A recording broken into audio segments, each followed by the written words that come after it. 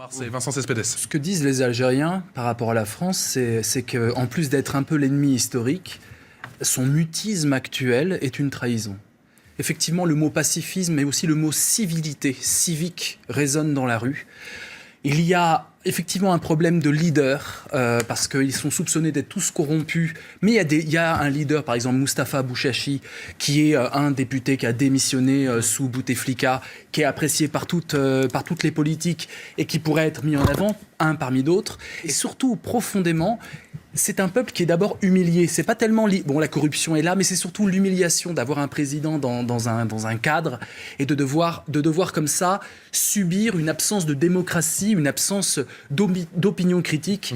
Le mutisme de la France doit nous interroger. C'est-à-dire que ça donne l'impression de poursuivre ses propres intérêts et non pas ses idéaux. Je crois vraiment que ça résonne dans la crise de la France actuelle. Suivons-nous nos intérêts économiques ou suivons-nous nos idéaux ? Je pense que ce qui est la force de ce mouvement, c'est sa jeunesse, mais ça peut être aussi sa faiblesse, parce que la jeunesse, souvent, n'a pas de mémoire. Et en l'occurrence, cette période noire qu'a vécue l'Algérie avec l'islamisme est quelque chose qui, en tout cas, n'est pas forcément vécu comme un danger par cette jeunesse. 20 secondes, Vincent Cespedes. 20 secondes. L'arabisation, c'est faux. L'Algérie a décrété comme langue officielle et nationale l'amazigh. Aucun problème. L'islamisation, c'est faux. Il y a une banalisation des signes religieux, mais les Algériens ont vraiment pris du recul. Et dernière chose, le traumatisme de la décennie noire est tout le temps présent, y compris chez les jeunes qui ne l'ont pas spécialement vécu. C'est un immense traumatisme national et les Algériens sont conscients de ça dans leur construction politique.